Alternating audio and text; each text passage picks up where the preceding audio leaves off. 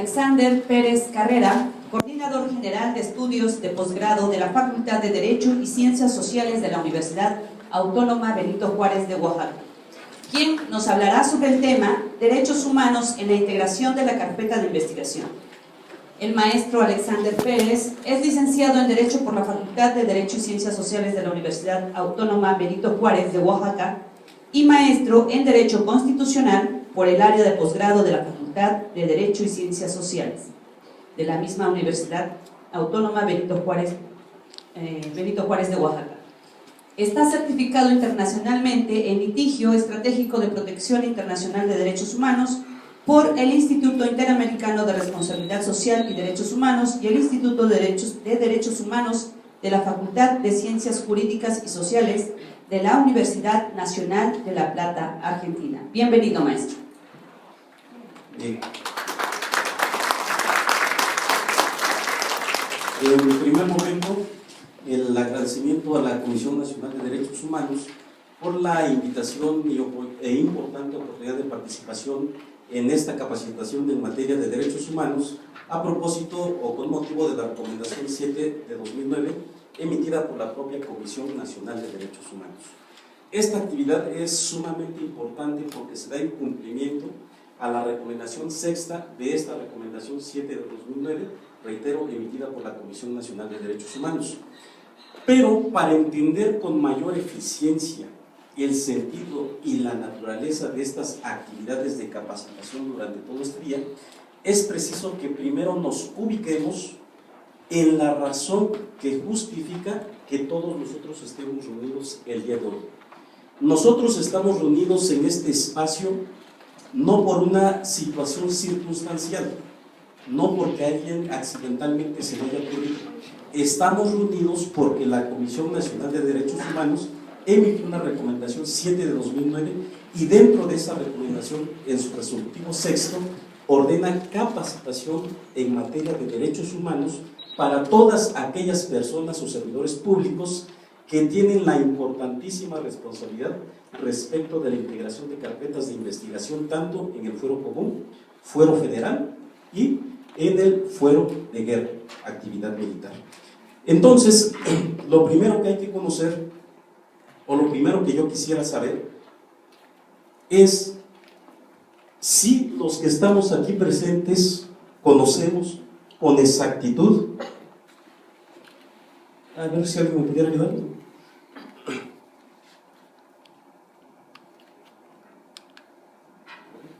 Si conocemos con exactitud la razón y los hechos que motivaron esta recomendación número 7 del año 2009, fuera de los alumnos de la Facultad de Derecho a quienes ayer compartí esta recomendación, ¿alguna de las otras personas tiene idea de qué implicó la recomendación 7 de 2009 de la Comisión Nacional de Derechos Humanos? Si alguien tiene idea, para que lo comente, por favor. Y si no, para más o menos comentarles por qué razón estamos el día de hoy aquí. ¿Alguien tiene idea? Ok, muy bien. Esta recomendación se emite, ojo, la Comisión Nacional de Derechos Humanos es un caso de Oaxaca. El caso tiene que ver con una desaparición forzada. Y esa desaparición forzada se da respecto de los señores Edmundo Reyes Amaya o Andrés Reyes Amaya y Gabriel Alberto Cruz Sánchez o Raimundo Rivera Bravo. Estas personas originarias del estado de Oaxaca. Y se presume su participación en la organización EPR, denominada Ejército Popular Revolucionario. Entonces, el supuesto que nos reúne el día de hoy es que la Comisión Nacional de Derechos Humanos, después de realizar una investigación, determina que en la persona de los señores ya mencionados se dio el supuesto de desaparición forzada. Y esta desaparición forzada, ¿quiénes la ejercieron? De acuerdo a los resolutivos de esta recomendación, tuvo participación el gobierno federal, la PGR, el gobierno estatal de Oaxaca, la Fiscalía del Estado, antes Procuraduría General de Justicia del Estado, la entonces Secretaría de Protección Ciudadana, hoy en día Secretaría de Seguridad Pública, el Ejército y el presidente municipal de aquel entonces del municipio de Oaxaca de Juárez y su policía municipal. Entonces, en esta recomendación, la Comisión Nacional de Derechos Humanos determina que todos estos agentes del Estado tuvieron participación respecto de la desaparición forzada de las dos personas que ya mencionamos. Es un hecho real, es una circunstancia real en donde se violentaron gravemente derechos humanos en contra de las víctimas, contenidos en disposiciones constitucionales y en tratados internacionales. Entonces, estos hechos se suscitaron entre el 24 y 25 de mayo del año 2007 aproximadamente. Y finalmente la recomendación es de la número 7 del año 2009. Ok, en esta recomendación, esta es la parte que estamos atendiendo el día de hoy, la recomendación sexta de esa recomendación. ¿Y qué determina esta recomendación sexta? Necesidad de preparación en materia de derechos humanos a todos aquellos servidores públicos que intervengan en la integración de una averiguación previa en su momento, hoy en día carpeta de investigación. Necesidad de erradicar violaciones a derechos humanos por los servidores públicos que tienen en sus manos la integración debida de una carpeta de investigación. Partiendo de ello, es bien importante, estamos dando cumplimiento a una resolución de la Comisión Nacional de Derechos Humanos. Decíamos que el origen de esta recomendación es un supuesto de desaparición forzada en donde intervienen agentes del Estado y se lleva al momento entonces de la desaparición de las personas que ya hemos mencionado.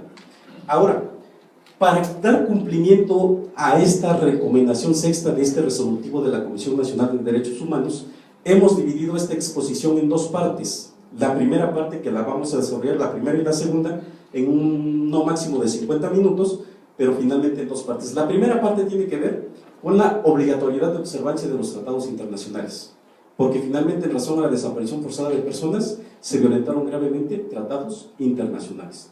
Y la segunda parte, derechos humanos que deben ser garantizados en la integración de la carpeta de investigación. Y ahí nos vamos a meter un poquito más con los agentes del Ministerio Público y con los elementos de la Policía Municipal en los supuestos de las formalidades para una detención conforme a derecho. Y vamos a revisar hasta dónde estamos actuando bien o mal en los supuestos de flagrancia. Y en los agentes del Ministerio Público vamos a revisar hasta dónde estamos actuando bien o mal respecto de los numerales que determinan principios de derechos humanos en el Código Nacional de Procedimientos Penales, posteriormente regulados también en la Constitución en su apartado 20b y c, y finalmente inspirados en diversos tratados internacionales. Hoy en día, ya para nadie es conocido, espero que ya para nadie sea conocido, que nuestro derecho interno está obligado necesariamente a la exigencia de observancia de tratados internacionales. No podemos concebir derecho interno mexicano sin aplicación de tratados internacionales. A los elementos, con los alumnos de la Facultad de Derecho creo que no hay problema, saben que es un tratado internacional. Con los agentes del Ministerio Público conocen perfectamente qué implica un tratado internacional. A los elementos de la Policía Municipal que se encuentran presentes, ¿tienen claro qué implica un tratado internacional? Porque también están obligados a su cumplimiento. ¿Alguien me puede decir qué es un tratado internacional? Con toda confianza, ¿eh? Se trata de capacitar. Y en ustedes como policías sí me interesa bastante que se lleven estas herramientas. En próximas fechas se va a llevar a cabo un congreso, voy a tener participación y voy a hablar precisamente de los derechos humanos del policía. Como sociedad nos quejamos mucho, y hay cierta razón, en las deficiencias del servicio de las áreas policiales. Pudiera haber razón, pero yo siempre digo que de un todo hay buenos y malos elementos, y yo pienso que de un todo siempre son más los buenos que los malos. Y entonces yo voy a participar en ese foro y voy a hablar de los derechos del policía. Voy a hablar de las deficiencias del policía primero, pero después, ¿quién de nosotros como sociedad se preocupa si el policía tiene las herramientas necesarias para hacer bien su trabajo? Si tienen buenos salarios, si tienen el uniforme, si tienen la preparación académica, si conocen derechos humanos, si conocen tratados internacionales para no violentarlos. Todos como sociedad nos quejamos, pero nadie voltea a decir, el policía está preparado y cuenta con las herramientas necesarias para realizar un trabajo con eficiencia. Entonces en esa parte nos vamos a meter en aquel entonces. Pero hoy en día me interesa mucho que los agentes de la policía tengan bien claro qué implica un tratado internacional, porque de igual manera están obligados a su aplicabilidad. ¿Qué es un tratado internacional? No es más que una normatividad de carácter internacional. Y esa normatividad de carácter internacional, imaginemos, todos saben que existe el Código Nacional de Procedimientos Penales porque tienen que conocerlo. Así como existe un Código Nacional de Procedimientos Penales, este es o tiene vigencia en nuestro derecho mexicano, es de nosotros. Pues existen ordenamientos jurídicos que obedecen o tienen aplicación en diversos países, y eso se llaman tratados internacionales. ¿Y qué contienen estos tratados internacionales? Normas y derechos humanos. Y estamos obligados a aplicarlos en la función policial y en la función como agentes del Ministerio Público de la Federación, como agentes del Ministerio Público del Fuero Común y como defensores particulares o de la índole que implique. Entonces, tratados internacionales, normativa internacional, que para que lo entiendan mejor contiene leyes, contiene derechos humanos, que ustedes como policías están obligados a respetar en favor del imputado y de la víctima en su momento. Ahora, para los ministerios públicos y quienes somos abogados, ¿de dónde desprendemos la situación de la obligatoriedad de observancia de tratados internacionales? Esto se encuentra previsto en primer momento en el artículo 133 constitucional, quien es claro en determinar que en los Estados Unidos mexicanos, la Constitución Política de los Estados Unidos mexicanos, las leyes que de ella emanen y los tratados internacionales implican ley suprema en nuestro país. Y en ese mismo 133 es preciso en determinar que todas las autoridades o jueces de los estados están obligados a sujetar sus actuaciones a los principios constitucionales y a los contenidos en tratados internacionales, a pesar de sus disposiciones que en contrario pudieran establecer las constituciones de cada una de las entidades federativas. ¿Qué quiere decir? Derecho interno, lo hacemos a un lado y aplicamos tratados internacionales. Entonces, eso se encuentra previsto en primer momento por el 133 constitucional en relación con el primero constitucional, que de igual manera determina que en los Estados Unidos mexicanos todas las personas gozarán de los derechos humanos contenidos en la Constitución y en los tratados internacionales. Otra vez, tratados internacionales. Y posterior a ello, el artículo 26 y 27 de la Convención de Viena son precisos en determinar que una vez que un Estado suscriba o ratifica un tratado internacional, está obligado a su cumplimiento de buena fe. Es decir, si lo firmas, es para cumplir. Y posteriormente, el 27 de la Convención de Viena, es preciso en determinar que ningún Estado o ninguna autoridad podrá establecer como justificación para la inaplicación de un tratado internacional su derecho interno. Es decir, un Estado nunca podrá decir, no aplico el tratado internacional porque estoy aplicando derecho interno. Por ninguna razón se puede. 26. Si se firma un tratado es para su cumplimiento de buena fe. Y 27 de la Convención de Viena, ningún Estado podrá alegar como justificación para la inaplicación de un tratado internacional su derecho interno. Es decir, se impone el derecho internacional a nuestro derecho interno. La única salvedad para que no ocurra este supuesto es que nuestro derecho interno sea más favorable que el derecho internacional. Incluso el artículo 2 de la Convención Americana sobre Derechos Humanos y el artículo 2 del Pacto Internacional de Derechos Civiles y Políticos van todavía más allá, porque determinan la obligación para los estados respecto a que si una constitución o nuestra normatividad interna no se encuentra ajustada a los principios contenidos en los tratados internacionales, este Estado está en la obligación de adoptar las medidas legislativas para ajustar nuestro derecho interno a los principios contenidos en tratados internacionales. Entonces, primero estamos obligados a cumplir lo que ya está, y segundo, si nuestra legislación no coincide con lo que dicen los tratados internacionales, es obligación del Estado, a través de los procedimientos legislativos correspondientes, adecuar nuestra legislación de conformidad con los principios contenidos en los tratados internacionales. Y a propósito de ello, tenemos una figura muy importante que también me gustaría saber qué tanto la conocemos en el supuesto de los agentes del Ministerio Público. Control de convencionalidad. Quisiera yo saber en los agentes del Ministerio Público de la Federación qué tanto conocemos el concepto y hasta dónde aplicamos dicho concepto. ¿Alguien pudiera opinar algo al respecto? Con toda confianza. Bien. Control de convencionalidad. En términos coloquiales, facultad del servidor o del funcionario público de la autoridad de inaplicar derecho interno y en su lugar aplicar derecho internacional, siempre que la norma de derecho internacional que se vaya a aplicar resulte más favorable que nuestro derecho interno. Entonces, coloquialmente, ¿qué es control de convencionalidad? Inaplicar derecho interno, echarlo a la basura, para en su lugar aplicar tratado internacional, porque es más benéfico para la persona o para el gobernado.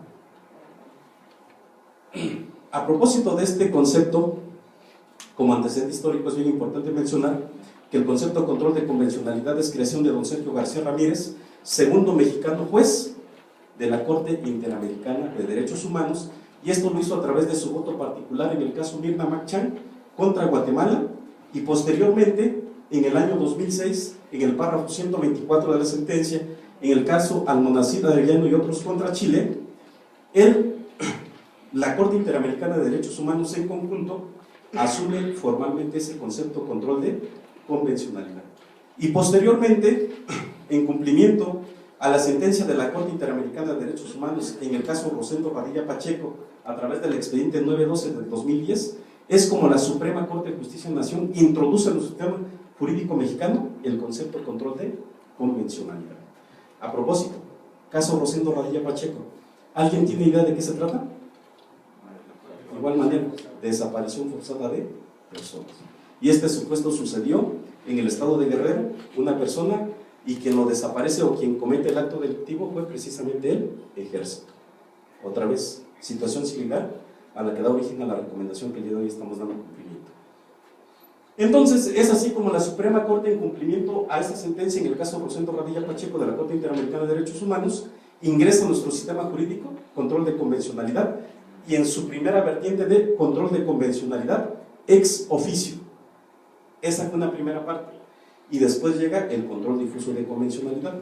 ¿Qué implicaba el control de convencionalidad ex oficio?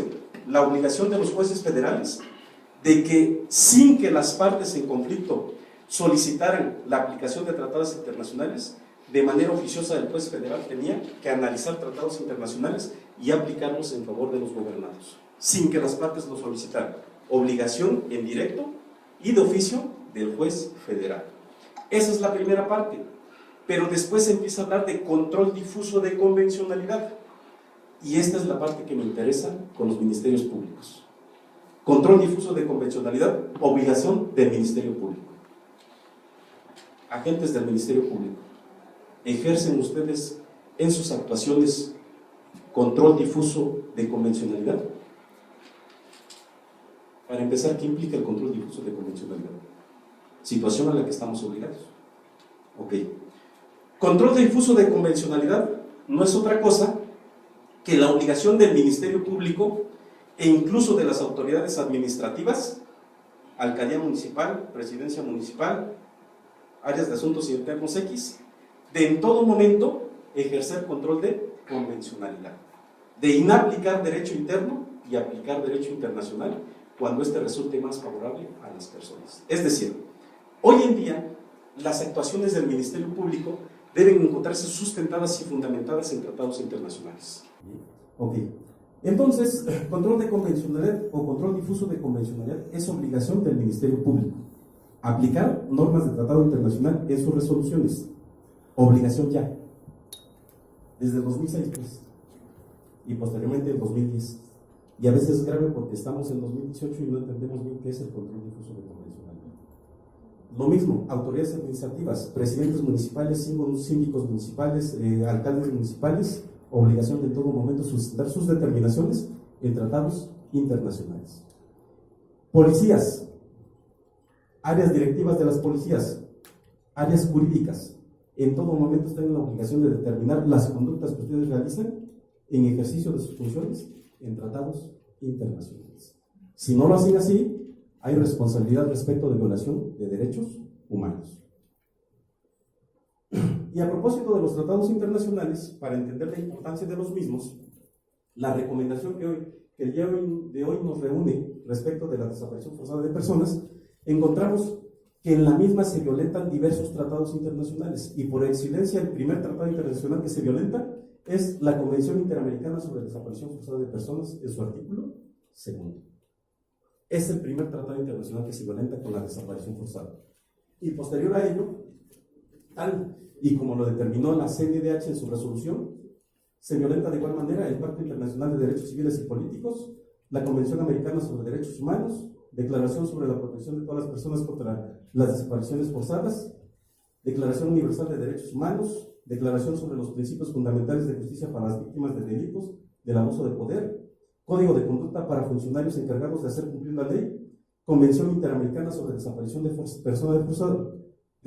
forzada de personas, y de igual manera la Corte Interamericana de Derechos Humanos, al igual que la Organización de las Naciones Unidas en Ginebra, Suiza, han determinado, aun cuando la CNDH no lo determinó, que con una desaparición forzada se violenta también gravemente el derecho a la vida. Y aquí hay una situación interesante. Pregunta para los abogados, excepción estudiantes de Derecho. Nuestra Constitución, de manera textual, regula el derecho a la vida. Pregunta para los ministerios públicos. ¿Nuestra Constitución política federal textualmente regula el derecho a la vida?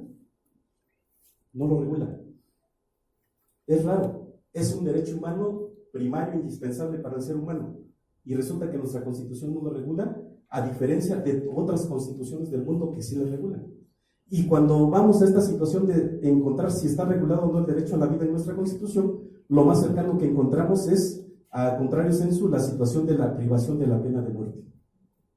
Está establecida la privación de la pena de muerte, que a contrario sensu quizás implicaría derecho a la vida, pero no está establecido de manera textual como en tratados internacionales y en otras constituciones del mundo, donde se exige que textualmente esté regulado el derecho a la vida en nuestra Constitución.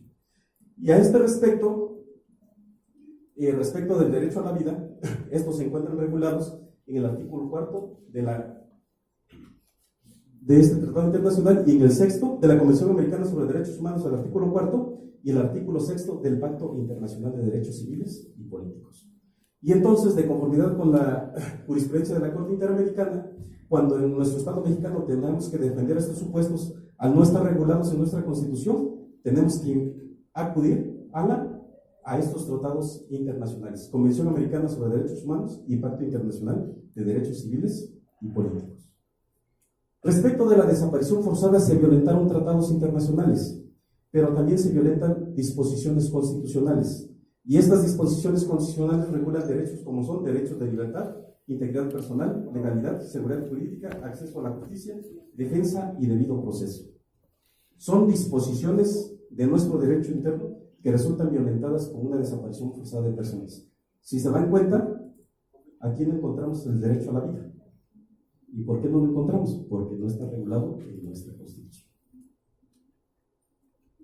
Ahora, vamos a una segunda parte. Ya hablamos de la importancia y exigibilidad de la aplicación de los tratados internacionales. Ahora vamos a revisar el artículo 20 constitucional, en su apartado B y C, respecto de los derechos humanos que el Ministerio Público debe garantizar necesariamente en la integración de la carpeta de investigación. En esta parte yo creo que no tenemos problemas. Estoy casi seguro que todos los ministerios públicos aquí conocen perfectamente el 20 constitucional en su apartado B y C, respecto de las garantías del imputado y garantías de la víctima.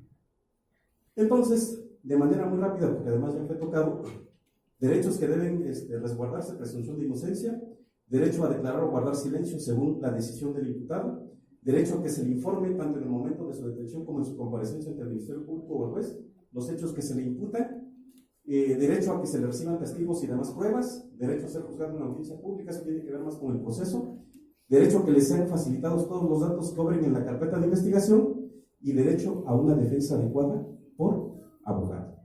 Esos son de manera general todos los derechos que deben ser garantizados necesariamente en la integración de una carpeta de investigación a favor del imputado. Y también hay derechos para la víctima. Y los derechos para la víctima los establece el artículo 20 en su apartado C. También estoy seguro que los ministerios públicos lo conocen a perfección y prácticamente de memoria. ¿De acuerdo? Entonces, derechos que hay que garantizar a la víctima: derecho a recibir asesoría jurídica, muy importante; derecho a continuar con el Ministerio Público; derecho a recibir desde la comisión del delito atención médica psicológica y psicológica de urgencia, importantísimo, para evitar revictimización. Derecho a que se le repare el daño, de igual manera, importantísimo.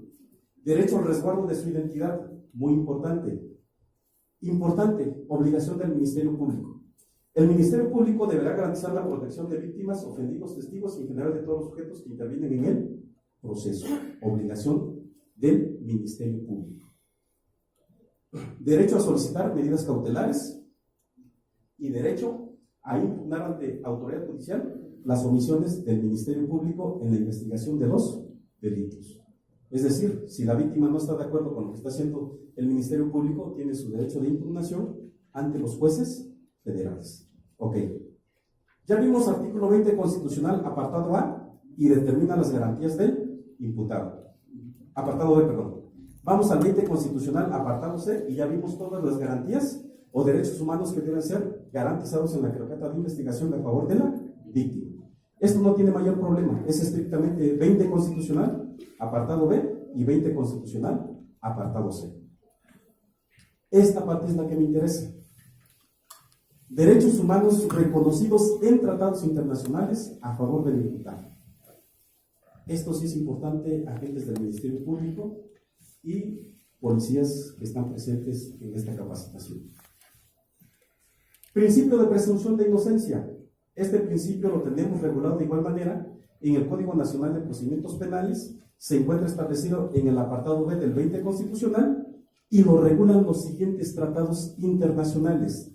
De tal manera que si se violenta ese principio de presunción de inocencia, están ustedes violentando primero el Código Nacional de Procedimientos Penales, segundo la Constitución Política de los Estados Unidos y tercero los siguientes tratados internacionales: Convención Americana sobre Derechos Humanos, Pacto Internacional de Derechos Civiles y Políticos, Declaración Americana de Derechos y Deberes del Hombre y Declaración Universal sobre Derechos Humanos. Lo mismo que el artículo 13 del Código Nacional de Procedimientos Penales.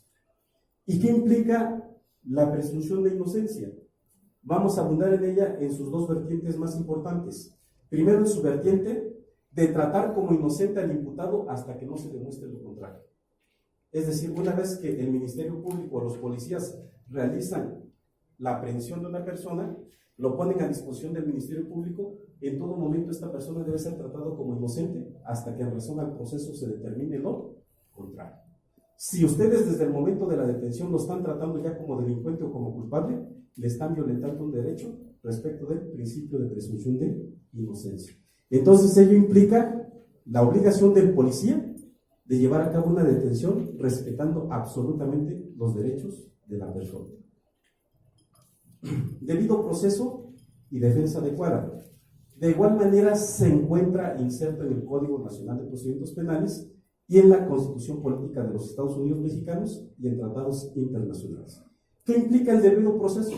De conformidad con el artículo 14 constitucional, nadie o ninguna persona podrá ser privada de la libertad, propiedades, bienes o derechos, sino mediante juicio seguido ante los tribunales previamente establecidos en el que se cumplan las formalidades esenciales del procedimiento. Es decir, a contrario sensu, solo puedes afectar derechos de una persona siempre que haya seguido un procedimiento estrictamente establecido por la ley en la materia y adecuado al caso concreto. Y ese principio de debido proceso se encuentra regulado en el artículo 8 de la Convención Americana sobre Derechos Humanos y en el artículo 9 y 14 del Pacto Internacional de Derechos Civiles y Políticos. De tal manera que si el Ministerio Público o las policías violentan debido proceso, están violentando estos tratados internacionales. Respecto del debido proceso, entonces ya dijimos que es sumamente importante que al imputado en la integración de la carpeta de investigación, desde su detención misma, en todo momento se le respete debido proceso. Porque si no se respeta debido proceso, si no se respetan sus derechos, sus garantías, entonces desde la primera audiencia, la audiencia de control, se puede obtener la libertad de una persona que fue puesta a disposición por violaciones al debido proceso. Un ejemplo o un supuesto de debido proceso. ¿Saben las policías que están aquí presentes? O los policías. ¿Qué es lo primero que tienen que hacer cuando detienen a una persona en supuesto de delito flagrante? ¿Quién me quiere decir? ¿Qué es lo primero que hay que hacer? Darle lectura a sus derechos. Excelente. Tiene usted 10. Lectura a los derechos. Perfecto.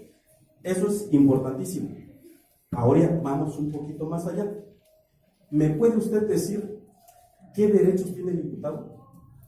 Tiene derecho a ser tratado inocente hasta que se compruebe lo contrario. Okay. Tiene derecho a un abogado, en caso de no tenerlo, el Estado le tendrá que asignar uno. Tiene derecho a información, a informar a un familiar. Tiene derecho en caso de extranjero, notificarle a su país, ¿no? Tiene derecho a ser informado de motivos de su detención. Ok, excelente, muy bien. ¿Por qué quise poner este ejemplo? Porque lamentablemente en actividad de litigio me han tocado supuestos en donde la lectura de derechos es una formalidad esencialísima a favor del imputado. El hecho de no hacerlo implica violación de derechos humanos y puede generar consecuencias de una libertad. ¿Ok? Me han tocado supuestos en audiencias reales en donde con interrogar al policía resolvimos el asunto. ¿Por qué? Bien sencillo. ¿Qué es lo que yo le digo a un policía en una audiencia? ¿Le leyó usted sus derechos al imputado en el momento preciso de la detención? Y dice el policía, sí. Excelente. ¿Qué derechos le dijo usted que tenía? Ya dice, no, pues que tenía un abogado, que podría meter tortas si tenía hambre, y hasta ahí se queda. Ok, ¿cuál es el fundamento que determina esa lectura de derechos? Y entonces, ¿qué terminan diciendo? Es que la verdad no se los leí. Y entonces, ¿por qué hay una constancia? Ah, porque el abogado de mi área jurídica de la policía me dijo que yo así lo hiciera. ¿Pero leyó los derechos o no les leyó? No, no se los leí. ¿Conoce los derechos que tiene imputado? No los conozco. ¿Cuáles son los fundamentos en el Código Nacional? No sé. ¿Cuáles son los fundamentos en la Constitución Política? Menos. Bueno. Es que, como estaba diciendo hace rato, a veces en los municipios no se preocupan por capacitar industrial y hay, así como nos dicen a veces las personas, son los policías civiles uniformados, no sabemos ahora sí dirigidos a las personas. Así la cuestión necesitamos que haya más eso, pero que las autoridades ahora sí se enfoquen a capacitar a esos elementos, porque como dice usted, somos pocos los que más servicios conocen, y más por esto, que somos invitados. Pero que ellos digan, ¿saben si de su bolsa vamos a ponerles personas que de verdad las capaciten? No lo hacen, no lo van a hacer nunca.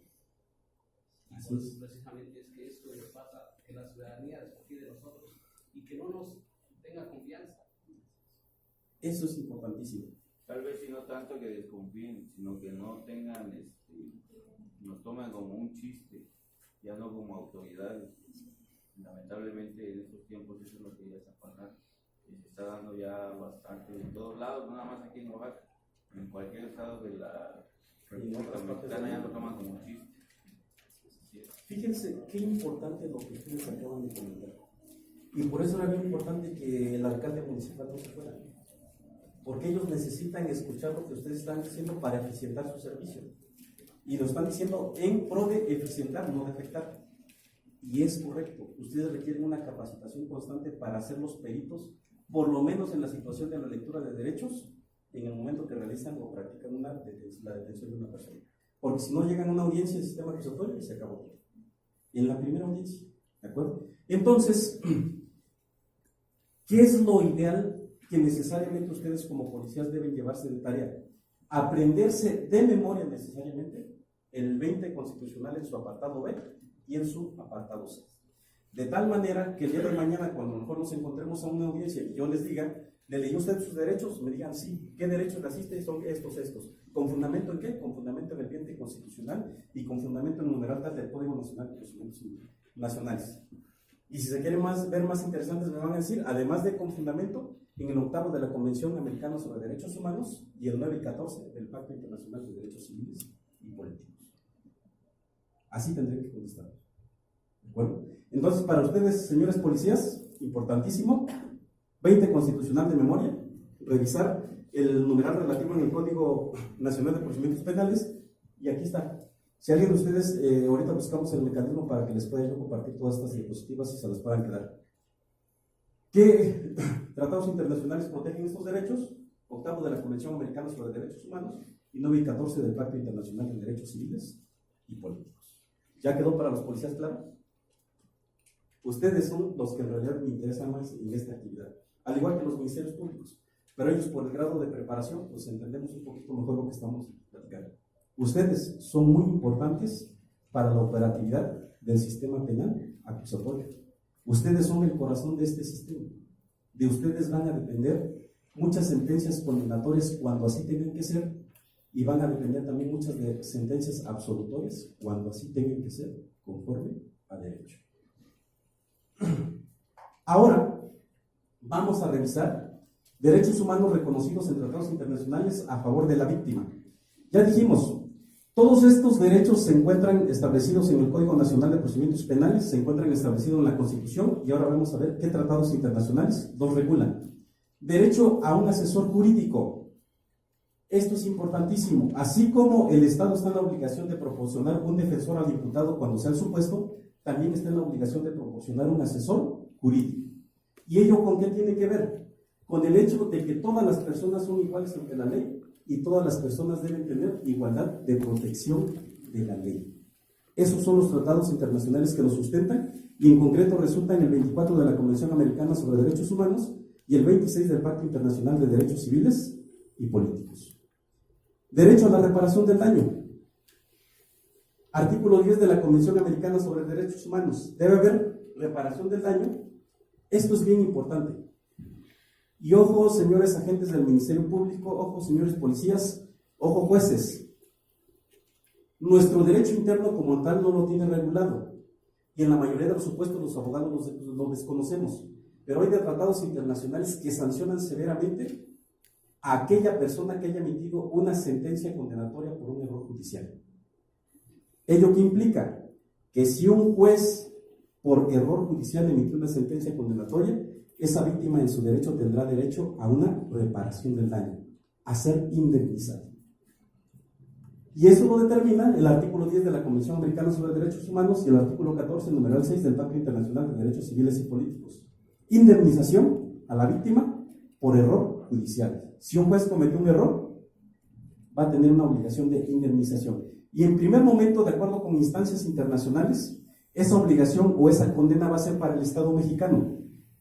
Hasta ahí estamos bien, no hay problema. O sea, si ustedes hacen algo mal, no hay problema que condenen al Estado mexicano y que el Estado mexicano pague. Hasta ahí no hay problema. Pero ojo, se está hablando de una figura novedosa. Se llama derecho de repetición a nivel internacional. ¿Qué implica el derecho de repetición? Que el Estado, una vez que es condenado a la reparación de un daño por un error judicial, puede trasladar esa obligación a la persona física que cometió el error, al juez. De tal manera que ese juez es el que va a tener que pagar la reparación del daño a la víctima. Y creo que una reparación del daño en materia internacional no son precisamente 5 pesos. No me imagino un juez pagando una reparación del daño por un error judicial. Y también hay reparación del daño por detención ilegal, policías y ministerios públicos. Hay reparación del daño por detención ilegal, y ello lo establece el artículo 9 del Pacto Internacional de Derechos Civiles y Políticos. ¿Y qué determina? Que cuando una persona es detenida ilegalmente, de igual manera tiene derecho a una reparación del daño. Entonces, ¿qué es lo que sucede o qué es lo que se hace?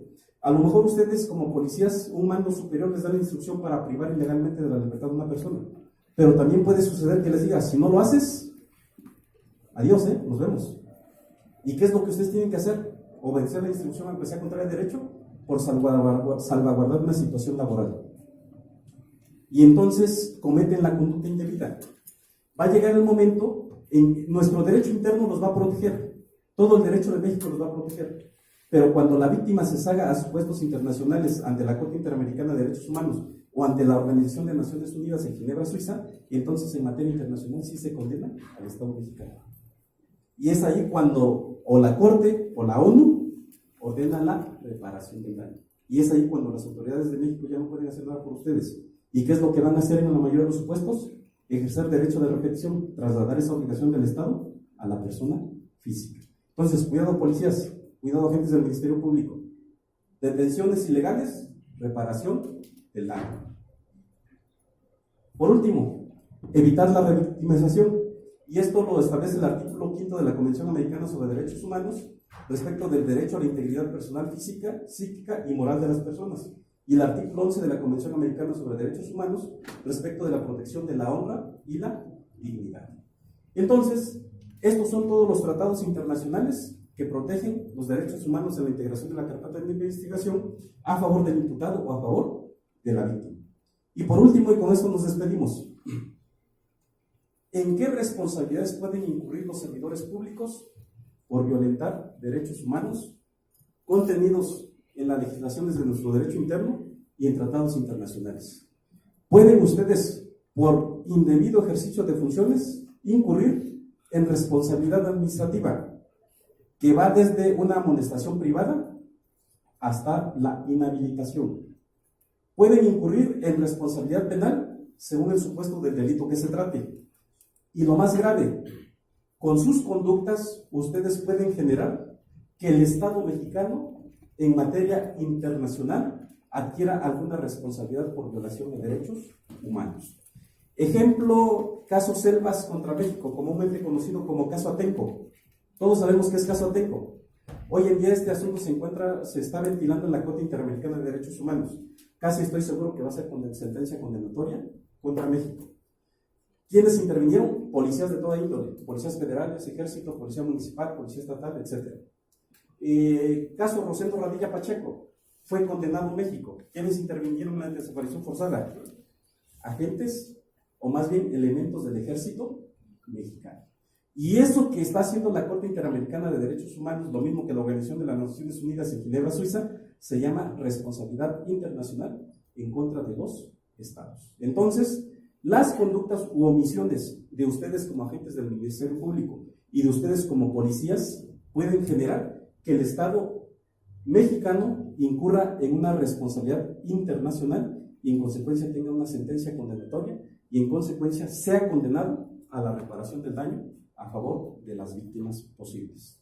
Bien, pues con esto concluimos. Les agradezco bastante y espero que haya sido objetivo lo poco que pudimos platicar. Muchas gracias.